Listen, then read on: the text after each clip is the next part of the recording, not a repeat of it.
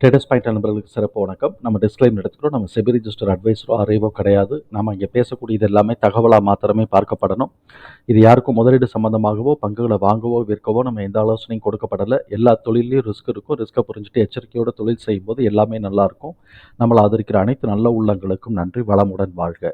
நண்பர்களே, நம்ம Nifty next 50யில் இருக்கக்கூடிய கம்பெனிஸ் ரிசல்ட் பப்ளிஷ் ஆன கம்பெனிஸ் பார்க்குறோம். அந்த வரிசையில் இப்போ நம்ம பார்க்கக்கூடியது டிவிஎஸ் மோட்டார்ஸ். இவங்க வந்து ட்ரெண்ட் லைன் ஸ்கோர் வந்து என்ன பண்ணியிருக்கிறாங்கன்னா எக்ஸ்பென்சிவ் ஸ்டார் அப்படிங்கிற கிளாசிஃபிகேஷன்ஸில் கொண்டு வந்துருக்காங்க. இப்போ கரண்ட் ப்ரைஸ் 2179 ட்ரேட் ஆகிட்டு இருக்கு. டியூரபிலிட்டி ஸ்கோர் 65 இருக்குது. ஹைலி ஃபினான்ஷியல் ஸ்ட்ரென்த்துங்கிற கிளாசிஃபிகேஷன் தான் இது. வேல்யூஷன் ஸ்கோர் 17.5 இருக்குது.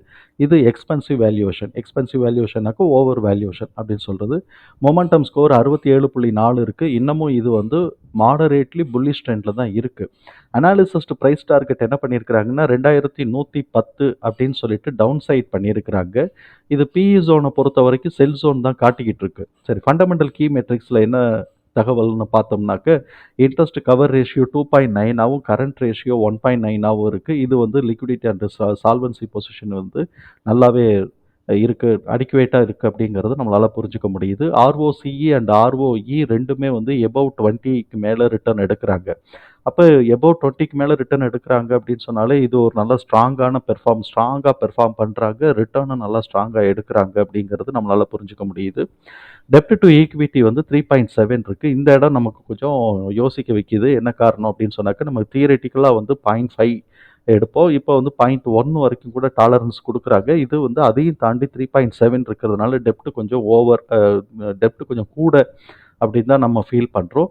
பிஇ ரேஷியோவை பொறுத்த வரைக்கும் 61.4 இருக்குது.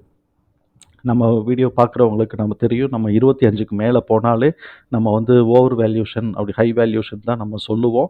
இப்போவும் அது இதுலேயும் அதே மாதிரி தான் இருக்குது. ப்ரைஸ் டு புக் வந்து 13.8 இருக்குது. நம்ம 5க்கு மேலே போனாலே நம்ம வந்து ஓவர் வேல்யூஷன் சொல்லுவோம். இது 13.8 இருக்குது அப்படிங்கிறத நம்ம புரிஞ்சுக்கிறோம்.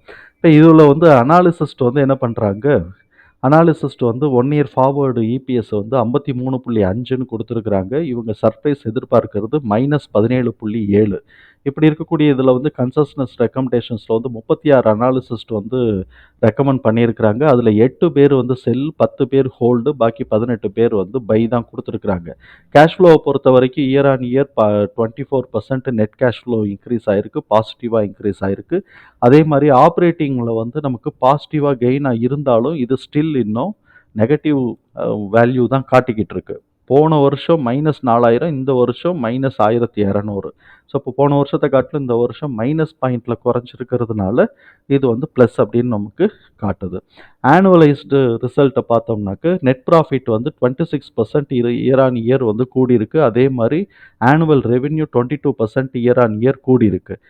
இதை வந்து குவார்ட்டர்லியில் நம்ம சப்ஸ்டியூட் பண்ணி பார்த்தோம்னா குவார்ட்டர்லி ரெவென்யூ எப்படி வருதுன்னா இயர் ஆன் இயர் கூடியிருக்கு, ஆனால் பை குவார்ட்டர் ஆன் குவார்ட்டர் குறைஞ்சிருக்கு. அதே மாதிரி தான் net profit year on year கூடியிருக்கு, பட் குவார்ட்டர் ஆன் குவார்ட்டர் குறைஞ்சிருக்கு. அப்போ ஆப்வியஸாக இபிஎஸும் வந்து அது மாதிரி தான் குறையிறதுக்கு வாய்ப்புகள் இருக்குது. இப்போ இவனோட புக் வேல்யூன்னு பார்த்தோம்னா 158. இதில் ஏதாவது பேட்டர்ன் ஃபிட் ஆகுதா அப்படின்னு நான் பார்த்தோம்னா ஜூன் மாதத்துக்கு கொஞ்சம் கூட வருது. மார்ச் மாதத்தை கம்பேர் பண்ணும்போது ஜூன் மாதத்துக்கு கொஞ்சம் கூட வருது. செப்டம்பர் மாதத்துக்கு 2 பக்கமுமே கூட தான் வந்திருக்கு. டிசம்பர் மாதம் 2022ல் குறைஞ்சிருக்கு, ஃபஸ்ட்டு 2023ல் கூடியிருக்கு. நம்ம பார்ப்போம் இந்த ஜூன் மாதம் கூடுதா இல்லையாங்கிறத நம்ம பார்ப்போம். இப்போ வந்து இவனோட ஷேர் ஹோல்டிங் பேட்டர்ன்ஸ் வந்து பார்த்தோம்னாக்க இது வந்து ப்ரொமோட்டர்ஸ் ஹோல்டிங்ஸ் வந்து ஸ்டாண்ட் ஸ்டில் அப்படியே நல்லா இருக்குது. பிளட்ஜஸ் எதுவுமே இல்லை. எஃப்ஐஎஸ் வந்து கொஞ்சம் ஏற்றி வச்சுருக்கிறாங்க. எவ்வளோ ஏற்றி வச்சுருக்கிறாங்கனாக்க கிட்டத்தட்ட வந்து ஒரு இந்த சைடு ஒரு 1.6 கிட்டக்க ஏற்றி வச்சுருக்கிறாங்க. டிஏஎஸ் என்ன பண்ணியிருக்கிறாங்கன்னா கிட்டத்தட்ட வந்து 1.2 கிட்டக்க இறக்கியிருக்கிறாங்க. கிட்டத்தட்ட ஓரளவுக்கு பேலன்ஸ் பண்ணியிருக்குன்னு வச்சுக்கோமே. இப்போ இந்த இபிஎஸ் இதெல்லாம் தூக்கி நம்ம வந்து எக்ஸல் ஃபார்மேட்டில் நம்ம போட்டோம். எக்ஸல் ஃபார்மேட்டில் போட்டோம்னா இது 2 விதமாக நம்ம புரிஞ்சுக்கணும். காரணம் என்ன அப்படின்னு சொன்னால் கீழேருந்து மேலே ஏறிட்டு அந்த சைக்கிளில் இப்போ ஸ்டாண்ட் ஸ்டில் ஆகிட்டுருக்கு. அப்போ இப்போ கரண்ட்டாக இருக்கக்கூடிய சைக்கிளில் இது வந்து எப்படி பெர்ஃபார்ம் பண்ணுறதுக்கு வாய்ப்பு இருக்குது, அது ஒன்று.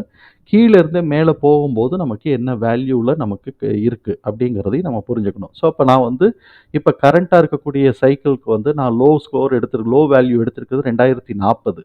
கீழேருந்து மேலே இந்த சைக்கிள் மேலே ஏறிக்கிட்டு இருக்குனாக்கா அதோட லோ ஸ்கோர் எடுத்திருக்கிறது 722. இது ரெண்டுத்துக்கும் நம்ம தனித்தனியாக பார்க்கணும். இதோட ஃபேர் ப்ரைஸ் 355 இருக்குது. ஆனுவலைஸ்டு அந்த மைனஸ் இதெல்லாம் எஸ்டிமேஷன்ஸ் எல்லாத்தையும் போட்டோம். இப்போ நான் வந்து 2040 எடுத்திருக்கிறோம். அதுதான் இப்போ ப்ரெசன்ட் சைக்கிளில் நமக்கு இருக்கக்கூடியது.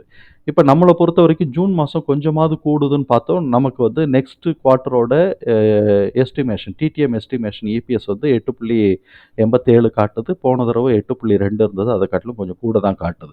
இதில் நம்ம ஃபஸ்ட்டு பார்க்க வேண்டியது ஆனுவலைஸ்டு எஸ்டிமேஷனுக்கு என்ன ஃபிகர், அதுக்கப்புறம் இதுதான் ஆனுவலைஸ்டு டார்கெட்டாக இருக்கும். அதுக்கப்புறம் இபிஎஸோட டிடிஎம் ஆனுவல் டிடிஎம்க்கு என்ன ஃபிகர் அப்படிங்கிறத நம்ம பார்க்கணும்.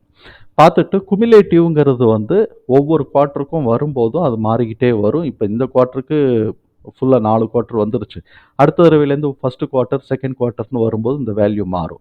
அதனால் இது ரெண்டுத்தையும் நம்ம எடுத்து ஃபஸ்ட்டு மார்க் பண்ணிக்கணும். இதோட லோன் எடுத்தோம் அப்படின்னு சொன்னோம்னா கீழே வந்து இந்த ஃபிகர் 2330லேருந்து 2394 அதை உடச்சி போச்சுன்னா 2189லேருந்து 2223 இந்த லைனப்பில் எங்கே வேணாலும் வரலாம். ஸோ இப்போ இவன் வந்து உடச்சிட்டு இப்போ இந்த லைனில் 2189லேருந்து 2223 ரேஞ்சுக்குள்ளே தான் இப்போவே சுற்றிக்கிட்டு இருக்கிறான். 2251 வரைக்கும் எக்ஸ்டெண்ட் பண்ணிக்கலாம். இந்த ரேஞ்சில் தான் இப்போ சுற்றிக்கிட்டு இருக்கிறான். இப்போ இது எல்லாத்தையும் நம்ம முதல்ல மார்க் பண்ணி இந்த சைக்கிளில் என்ன நமக்கு பாசிபிலிட்டிஸ் இருக்குது. மேலே ஏறுச்சுனாக்க 2395 2476 வரைக்கும் ஸ்கோப் இருக்குது. கீழே இறங்குச்சு அப்படின்னு சொன்னாக்க 2189 வரைக்கும் ஃபஸ்ட்டு ஸ்கோப் இருக்குது. இப்போ 2189 உடச்சிட்டான் அப்படின்னு சொன்னோம்னாக்க நம்ம ஏற்கனவே இருக்கக்கூடிய அந்த லோ வேல்யூ தான் நம்ம போடணும். இந்த இடத்துல இந்த லோ வேல்யூவை வந்து நம்ம முதல்ல வந்து 1168ன்னு எடுத்துக்குவோம். அது நான் 3வது லோ வேல்யூ எடுக்கிறேன். 1168ன்னு எடுத்துக்குவோம். இது நான் மார்க் பண்ணலை, இனிமேல் தான் நான் மார்க் பண்ணணும்.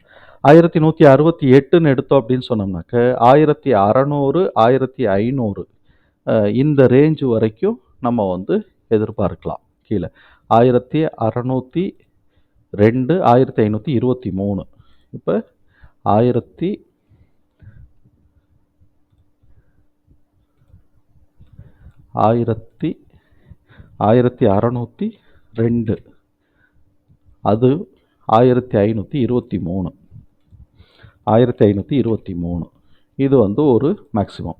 ஸோ இப்போ இந்த ரேஞ்சு வரைக்கும் இது வந்து கீழே இறங்குறதுக்கு வாய்ப்புகள் இருக்குது. 1523 டு 1602 இந்த ரேஞ்சு வரைக்கும் இந்த ரேஞ்சில் சப்போர்ட் எடுக்கிறதுக்கு வாய்ப்புகள் இருக்குது அப்படிங்கிறத நம்மளால் புரிஞ்சுக்க முடியும். இது எப்போ நடக்கும்னா 2189 உடச்சி கீழே இறங்கும்போது, அதாவது 1900 கீழே இறங்கும்போது நமக்கு இந்த ரேஞ்சுக்கான வாய்ப்புகள் இருக்குது அப்படிங்கிறத நம்ம வந்து இந்த இடத்துல புரிஞ்சுக்கலாம். இதையும் கீழே உடச்சிருச்சு அப்படின்னு சொன்னாக்க இந்த ரேஞ்சுக்குள்ளே ஓடியாந்துரும். அப்போ நமக்கு இந்த இடத்துல சப்போர்ட் எடுத்தான்னாக்க இதுக்குள்ளே போயிட்டு வர்றதுக்கு வாய்ப்பு இருக்குது. இப்போ அந்த மாதிரி வந்தது அப்படின்னு சொன்னாக்க நம்ம வந்து 1345 அதையும் நம்ம வந்து இந்த குவார்ட்டருக்குன்னு வந்துச்சுன்னா, இப்போ இது உடச்சிச்சுன்னா 1345ஐயும் நம்ம மார்க் பண்ணணும். 1345 இந்த ஸ்கோரையும் நம்ம மார்க் பண்ணிக்கணும். அப்போ தான் வந்து இது சரியாக இருக்கும். இப்போ அதனால் நம்ம வந்து எதிர்பார்க்கிறது என்ன அப்படின்னு சொன்னாக்க, இந்த சைக்கிள் அப்படியே மேலே போகுது அப்படின்னு சொன்னாக்க 2476 மேக்ஸிமம் ஆகும். கீழே இறங்குச்சுன்னா 2181 மினிமம் ஆகும். 2 எட்ஜ் இருக்குது. இதுக்கு நடுவில் இருக்கக்கூடிய வேல்யூஸ் நம்ம இந்த குவார்ட்டரில் இருக்கக்கூடிய வேல்யூஸ்லாம் அது வரும். இப்போ இந்த எட்ஜுக்குள்ளே ட்ராவல் பண்ணோம். இந்த 2189 உடச்சிருச்சு அப்படின்னு சொன்னால் 1345 டு 1600 இந்த 200 ரூபாக்குள்ளே இது ட்ராவல் பண்ணும். இப்போ இதோட நான் கலரை வேணால் மாற்றுறேன். எல்லாம் ஒரே கலராக இருக்க வேண்டாம். இதோட கலரை நம்ம மாற்றுவோம். இதோட கலரை வந்து நம்ம வந்து க்ரீன் கலர்னு போடுவோம். ஏன்னா 3 கலர் டிஃப்ரென்ஷியேட் பண்ணுறது தானே. இதோட கலரை க்ரீன் கலர் போடுவோம். 2189 உடச்சிச்சுனாக்க நமக்கு க்ரீன் கலர் கோட்டுக்குள்ளே ஓடியாந்துடும். இதையும் நம்ம க்ரீன் கலராக மாற்றிக்குவோம்.